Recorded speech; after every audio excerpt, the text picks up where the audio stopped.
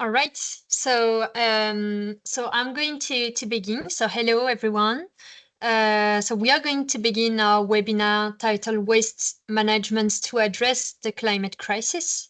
I am Pauline. I'm working at the French Solid Waste Partnership as Communication Manager, and I will introduce the agenda and the housekeeping rules for today's webinar. So about the agenda, so we will begin to launch the French Solid Waste Partnership publication, and we will go deeper in some key topics of the reports. Then we will jump in Baku, and we will have some news from the Waste and Resources Pavilion. After that, we will go through few case studies on mitigation pathways. And finally, we will highlight the urgent needs to have international cooperation to reach environmentally sound management of waste. About the housekeeping rules, so please note that this webinar is right now being recorded and it will be shared publicly. So you have a chat box in the screen, and this one should be used only to put comments, and you may put your name, organization, and country. And if you have questions, please use the Q&A box, and we will have some time during the webinar to answer those questions.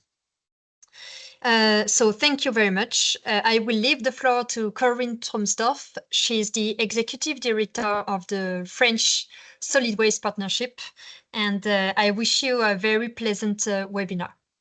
Thank you.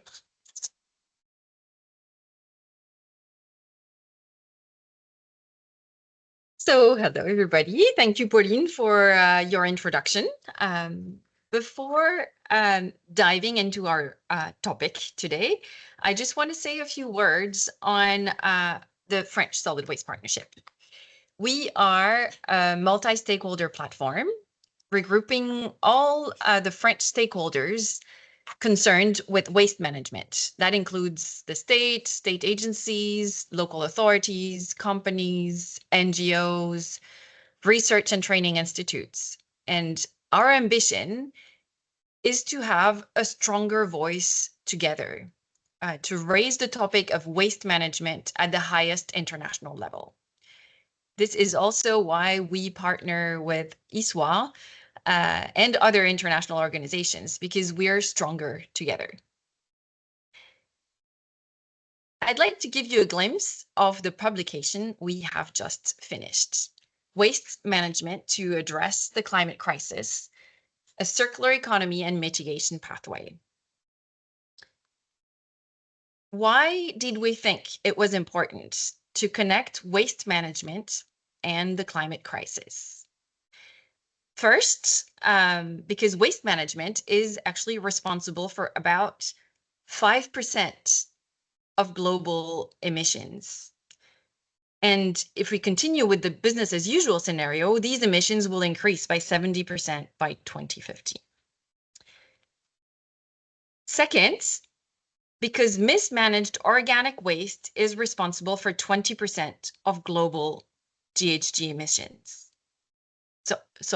Of global methane emissions. And third, because the potential of the transition to a circular economy, an economy in which products have a longer lifespan, in which products that actually become waste are more efficiently recycled. In this scenario of a transition to a circular economy, waste management has the potential to reduce 20% of global GHG. And that means that waste management is almost like an indicator of our ability to achieve sustainable development. We're at the heart of this transition. All this has led us to decide to work on this publication. And it's also a follow-up of our involvement at the COP28 last year.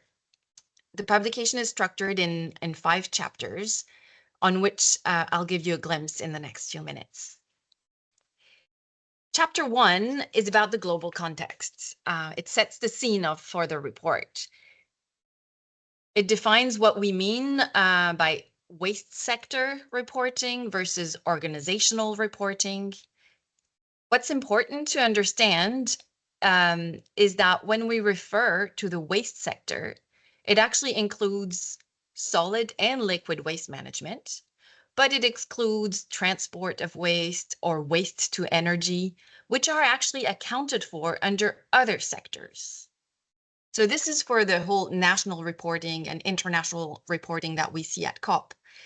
But when we have an organization that assesses its GHG emissions, they include all of these activities. In this chapter 1, we also define environmentally sound management of wastes and the global warming potential of different greenhouse gases resulting from waste management activities. What's important to understand is that beyond fossil CO2 emissions, waste management emits methane and black carbon as a result of mismanagement of organic waste and open burning. These are short-lived pollutants with a very high global warming potential. That means that if we reduce them, we can curb the trend of global warming in the short term, and that can buy us time for other actions that require longer transitions, such as the transition towards a circular economy.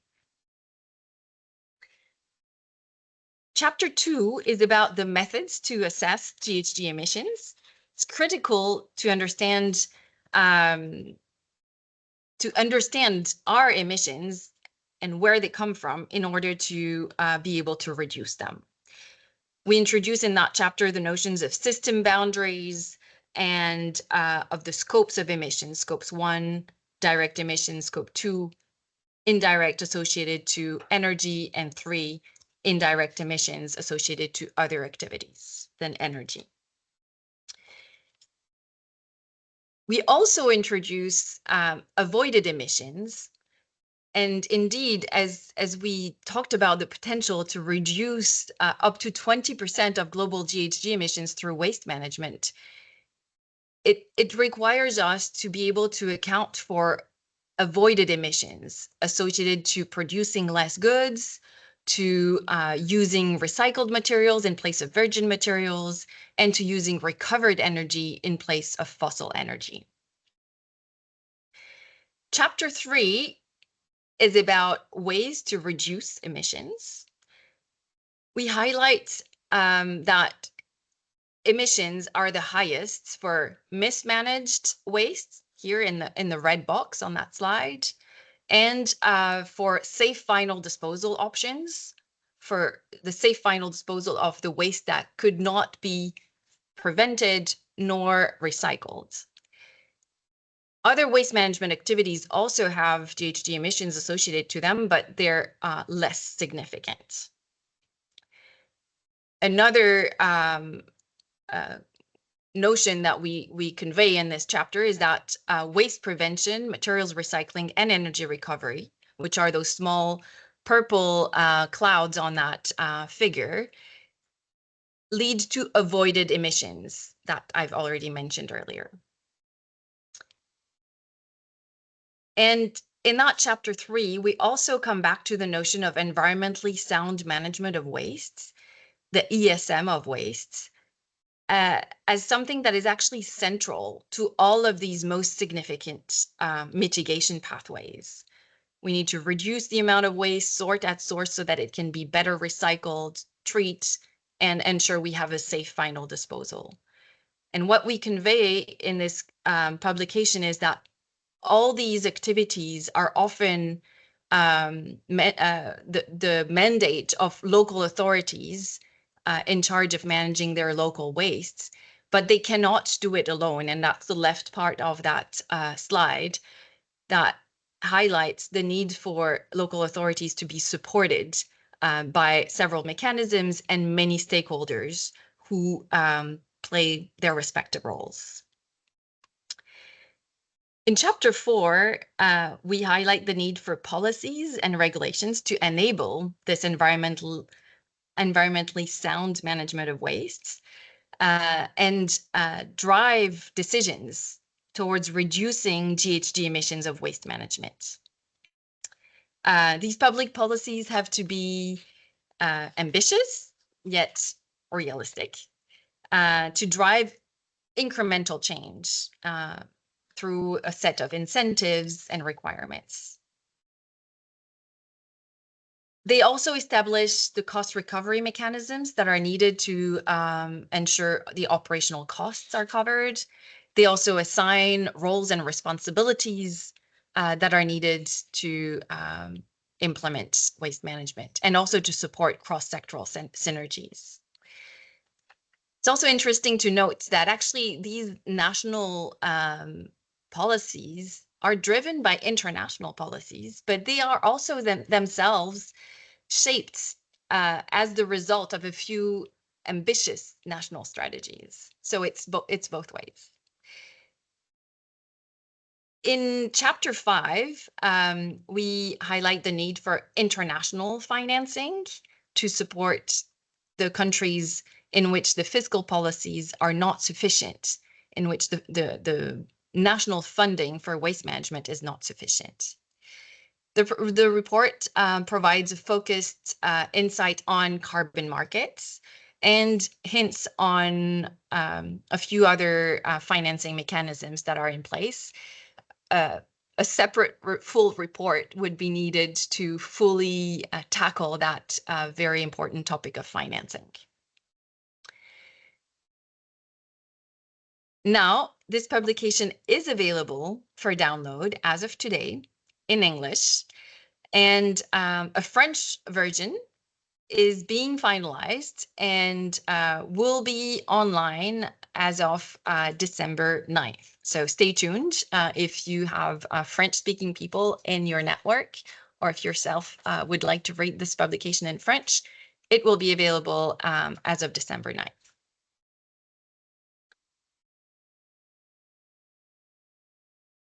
Now, I'll give you a few seconds to actually scan that QR code if you wish to, just to make sure that you have the link, but we will also share the link with all the participants after the meeting is over. We will now start a sequence live from Baku. I'd like to invite Aditi Ramola, Technical Director at ISWA, to join us live from the Waste and Resources Pavilion. Hi. So, hi Aditi, so good to see Hi. you. Nice to see you too. Can you hear me? We hear you well. Great. Awesome. Okay, good. So, Well, how now that you are at COP, can you, first of all, can you give us a glimpse of what that Waste and Resources Pavilion looks like?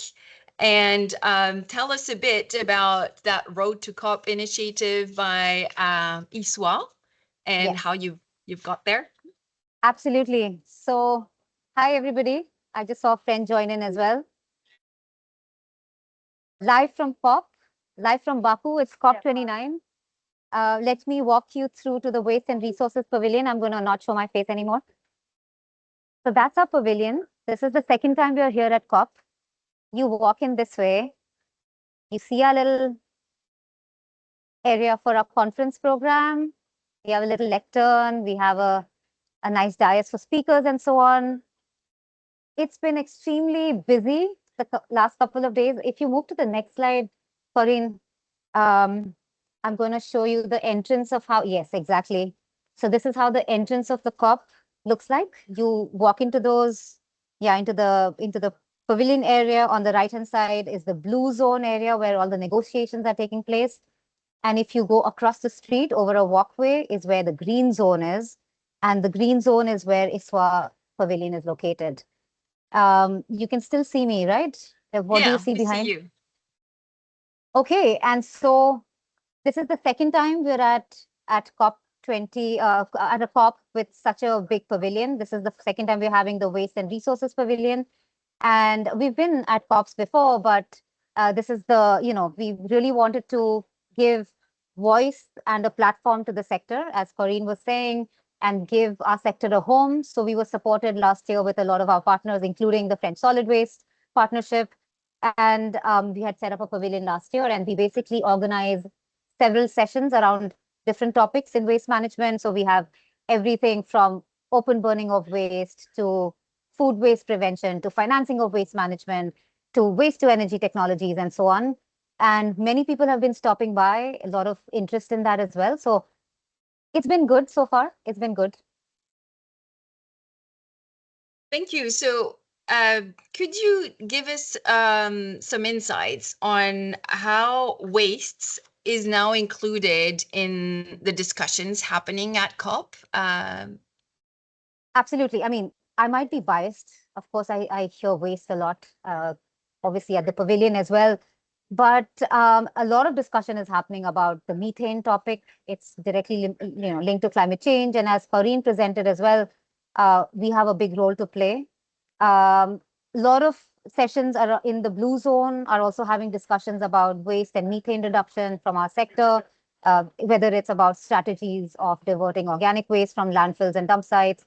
It's also about food waste. It's about the financing of our sector and so on. So I think a lot of bits and pieces are moving and a lot of people are talking about this. Maybe I'm biased, but I think a lot more needs to be done. So I think having a pavilion like this helps our cause, and it basically brings the message to the right stakeholders. A lot of people who don't think about waste management in that way, they start thinking about it. So there's a lot of, I think, a lot of talk happening. And just this morning, I mean, the focus on methane is so big. As you know, there's the COP presidency declaration for the first time, and they've highlighted waste management as a critical area within the official declaration. And so that also emphasizes moving towards the circular economy, having an approach to the waste hierarchy, looking at waste prevention with a focus on sustainable consumption patterns and so on. So a lot of discussion there as well. And this is a very positive movement. I mean, for the ISWA members who've been with us for the last 2 decades or so, you've seen that conversation happen as at a side event. Then maybe we had a little booth, and now we are at a pavilion. It shows the journey that we've been on. And just this morning, a UNEP CCAC-led event launched the Reducing Methane from Organic Waste for Climate Action happened this morning in a high-level event. And ISWA has supported the declaration. We were given 3-4 minutes to actually present our view on it, and we gave some remarks. And so we've, among many, many things, we've also stated that prevention should be key. Reducing, reusing organic waste will actually unlock like a cascade of benefits, and not limited to just climate mitigation. We're talking about food security. We're also talking about jobs creation, circular economy, not to mention health and air quality benefits. So a lot of these things were discussed in the morning as well. So I'm feeling positive about it. But again, that's my bias because I only hear waste and resources everywhere. Yeah. Excellent. Thank you very much. This is actually really good news that the topic has been raised so high now, and that for the first time we have a declaration by the COP presidency that includes waste management. Another point I would be interested to hear from you is we hear a lot in the media that this COP is called the finance COP because it's kind of stuck in between two other COPs, and that the focus will be mostly on finance. Does this, what have you heard about this, and how does this affect the waste sector? Good question. So ISWA is an observer organization. So one has to understand that all these negotiations happen between member states of the UN, right? So it's mostly government negotiating within each other. But a lot of talk has been happening, and I've been following the news as all of you have also. So it's being dubbed as the finance corp because it's not only the waste sector, right? It's the whole gamut of sectors that are emitting greenhouse gases. So there's a very strong emphasis on mobilizing climate finance both for mitigation and adaptation efforts. And that you had already seen happening from COP28 onwards. So what does that mean actually? It's about increased investment. It's about enhanced funding opportunities for our sector, for our waste management projects, especially in low and middle income countries. They still call it developing countries, but I'm really pushing against the use of that, to improve maybe recycling infrastructure, also modernizing collection fleets, collection systems, and so on. It's also about engaging the private sector. So ISWA is really well placed in that as well, because it's about creating private instruments where people can start investing and also look at waste management solutions. Innovative financing, I won't go into all of that. I mean, there's the whole carbon credit mechanism and so on and so forth. So it's looking good for us because Article 6, Corinne, something that we had talked about last year, and again, it's in focus this year as well. Within Article 6, countries can work together to meet their climate goals, climate actions and targets effectively and efficiently. So you have, you can Google all of that. You can find out more about it. But a few main components of that is basically 6.2, 6.4, and 6.2 is talking about trading credits, and 6.4 is about, it's the new CDM. If you had looked at it before, it's the Sustainable Development Mechanism now. And so these topics are being discussed and negotiated. And it's important because that's going to be mobilizing the finance, and we want to, as a sector, also tap into that. But I have to say, if you've been reading the news like I have, it's a bit of a point of contention. Not all countries are agreeing about who's going to mobilize, who's going to pay for it, and so on. But yeah, we still have 4 days left for the COP meeting to get over. So hopefully, some good news will start coming out in the next couple of days or so. Mhm. All right, thank you. Yeah, so some of the big countries are missing around the table for these negotiations. So we'll see where that leads us. But it's definitely a very important topic, and we hope that the discussions happening, even if they don't come to a final conclusion, at least they really move forward the working document that needs to then be approved by all countries.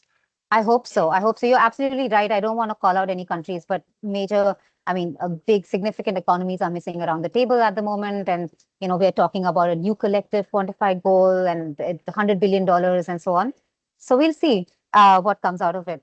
You should keep tuned. And yeah, it's been nice talking to you live from COP. And big thank you to ISWA for pulling together such a great Waste and Resources Pavilion. We're happy to support you guys on this and to continue doing so in the next at the next COPs. Absolutely. Yeah, I just want to mention one last thing, Corinne. I mean, as you know, it's a journey. We're still on a journey, and it's more about moving to COP30 as well and the next COPs. So we are hoping for good partnership in Belém, where the next COP is going to be, COP30, and of course, counting on FSWP and all our other members as well. So yeah, I look forward to that discussion in the next year. Thank you. All right. Thank you very much, Aditi. To all our participants, I just want to let you know that there is a Q&A channel on this webinar. If you have questions for Aditi or questions on the publication that was presented earlier, feel free to post your questions in the Q&A, and we will have a time reserved for answering your questions right after the next sequence.